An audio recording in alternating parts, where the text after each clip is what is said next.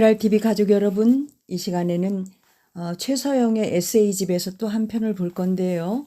잘 될 수밖에 없는 너에게라는 그 최서영의 에세이집 에라 모르겠다 열심히 살자라는 주제를 한번 봅니다. 세상에는 두 가지 부류의 사람이 있다. 지친 몸과 마음을 쉬게 하는 법을 아는 사람과 모르는 사람. 나는 제대로 쉬는 법을 여전히 모른다. 저하고 비슷한 것 같습니다. 어릴 때부터 쉼이 필요하면 아프다는 핑계를 댔다. 머리가 아프다거나 몸살 기운이 있다면서 증명할 수 없는 통증을 호소하며 쉴 명분을 만들곤 했다. 누가 뭐라고 하는 것도 아닌데 아프다는 핑계가 없으면 마음 편히 쉬어지지가 않았다. 실제로 이렇게 정신적 스트레스가 몸의 통증으로 나타나는 현상을 신체화 증상이라고 한다. 극심한 스트레스나 정신적 상처가 복통, 두통 등의 통증으로 발현된다. 그렇게 어른이 된 나는 365일 24시간을 알차게 살지는 않지만 최선을 다해 일한다. 하루를 바쁘게 보내고 다이어리에 스케줄이 빡빡이 차 있을 때 살아있음을 느낀다. 가끔은 그저 열심히 사는 모습을 위해 열심히 사는 건 아닐까 의심스럽기도 하지만 내가 무언가를 해내고 여기저기서 나를 필요로 하는 것만큼 내가 살아있다고 느끼게 하는 일이 또 있을까? 반대로 게으름을 피우는 날이면 죄책감에 시달린다. 침대에 누워서도 무언가를 하지 않으면 불안하다. 그저 포털 사이트를 손 가는 대로 눌러보면서 뭐라도 명분을 만들려는 본능이 꿈틀거린다. 아무것도 하지 않고 하루를 보냈다는 생각이 들면 초조함에 밤잠을 이루지 못하거나 아예 자포자기 심정으로 며칠을 허비하기도 한다. 어차피 아무것도 안 할 거라면 푹 쉬기라도 하면 좋으련만 제대로 쉴 줄도 모른다. 초중고 12년 동안 결석 한 번 하지 않았고 어쩌면 저랑 비슷할까요? 과제가 주어지면 완성도가 다소 떨어질지언정 마감을 어긴 적이 없다. 성실하다, 열심히 한다, 착실하다 이런 말은 인이 박일 정도로 들었다. 나는 그런 말들이 칭찬으로 들리지 않았다. 어린 내 눈에 멋있는 사람은 개미보다는 배짱이 같은 사람이었다. 크게 노력하지 않아도 재능으로 번쩍번쩍 빛이 나는 사람으로 보이고 싶었다. 하지만 한결같이 아등바등 사는 일개미 때문인지 그 DNA가 그런 때문인지 성실함으로 버텨가는 습관은 쉽게 달라지지 않았다. 매일매일 무언가를 했다는 느낌, 움직이고 있으니 뒤처지지 않을 거라는 믿음만이 나의 불안을 잠재울 수 있었다. 한병철 교수의 저서 피로사회라는 책에는 내가 그토록 쉬지 못하고 하고 있다는 행위 자체에 집착했던 이유가 설명돼 있었다. 21세기는 성과를 내야만 자신을 유용하다고 느끼는 성과사회라는 것이다.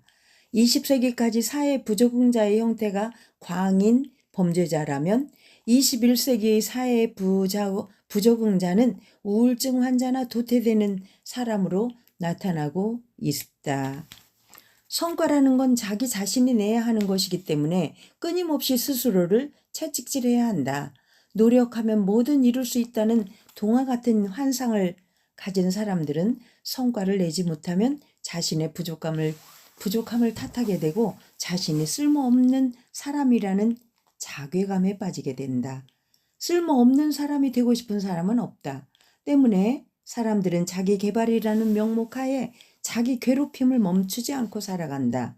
눈에 보이는 결과가 없는 한 성실이라는 가치는 쉽게 폄하된다. 그저 열심히 산다는 것은 목적 없이 에너지를 낭비하는 비효율 행위처럼 보일 수 있으니까. 나 역시도 늘 열심히 살아가는 내 인생에 확신이 없었다. 무엇을 향하는지도 모르는 내 성실과 열심이 산업화 사회에서 필요한 일개미를 양성하기 위한 가스라이팅이었다면 나는 대체 무엇을 위해 이토록 힘겨운 하루하루를 보냈던 것일까? 수많은 자기 개발서를 들춰보아도 명확한 답은 없었다. 나만의 열정을 찾고 그걸 향해 거침없이 열심히 성실히 나아가라는 말만 쓰여 있었다. 세상에 세뇌시킨 논리에 순응하고 싶지 않다는 반항심이 일자 나는 의도적으로 게으름의 늪에 빠져보기도 했다. 내가 돈이 없지 시간이 없나? 정오가 넘는 시간까지 억지로 늦잠도 자보고 하루 종일 일부러 아무것도 안 하고 TV만 보기도 했다. 매일 똑같이 성실하게 사는 개미 같은 삶은 안녕? 배짱이처럼 살 거라고 다짐했다. 지금 게으름을 부리는 만큼의 에너지가 모여 언젠가 한 방이 필요할 때 폭발적인 성과를 내리라. 하지만 제 버릇 개 못 준다.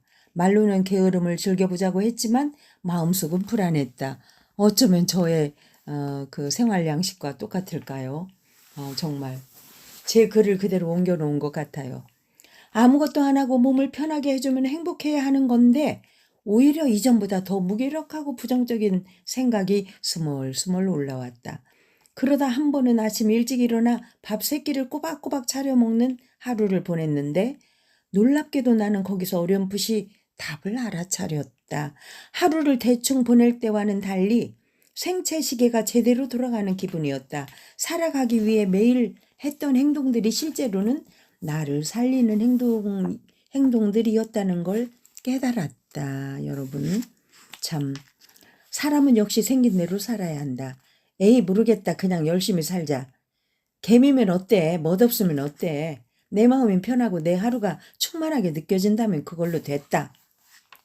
세상에 주입한 허상에 사로잡혀 억지로 열심히 살 필요가 없다는 생각에서 어차피 내 인생이 피로 사회의 상이라면 나는 나대로 그에 적응해서 열심히 살면 그만이라고 생각하며 생각을 바꾸게 됐다. 지금의 나는 열심히 일하고 나서 느껴지는 약간의 피로감이 좋다. 알차게 하루를 살아냈다는 것에 자긍심을 느낀다. 다만 주어진 하루하루를 열심히 살되 성과에 대한 생각은 조금 내려놓기로 했다. 꼭 무엇을 해야 하고 꼭 무엇을 위해 살아야만 공들여 사는 건 아니다. 성실함은 부끄러운 게 아니니까. 그래서 여기에다가 인생 레벨업이라고 해가지고 열심히 사는 걸 부끄러워하지 마라고 키워드로 지금 적어놨는데요. 데일 카네기는 이런 말을 했다. 아무것도 하지 않으면 의심과 공포가 생긴다. 행동하면 자신감과 용기가 생긴다. 두려움을 정복하고 싶다면 생각만 하지 말고 나가서 바삐 움직여라. 데일 카네기도 성과를 바라고 한 말은 아니었을 것이다. 행동하면 생기는 가장 큰 자산은 자신감과 용기다. 여러분, 자신감과 용기가 생기기 위해서 열심히 행동해야 됩니다. 지금 혹시 집에 계신 분 계십니까? 일단 밖으로 나가 걷기부터 하시고 숲에 눈을 맞춰 보시고 요즘 단풍이 얼마나 예뻐요. 얘네들한테 너 수고했어. 1년 내내 초록 그 엽록 뭐랄까 탄소 동화작용 하면서 이 나무를 키워내느라고 너 정말 수고했다. 이제 좀 쉬고 나뭇잎이 이제 떨어져서 좀 동면 준비하려고 지금 이렇게 물들었지. 내가 너를 칭찬한다. 너를 응원한다. 이렇게 하면서 나무에게 말을 좀 걸어보시고 또 걷기도 하시고 이렇게 하면서 재충전을 해보시고요. 또 오랜만에 친구한테 전화도 좀 걸어보시고 이렇게 해보시기 바랍니다. 그랄TV 윤석희였습니다. 감사합니다.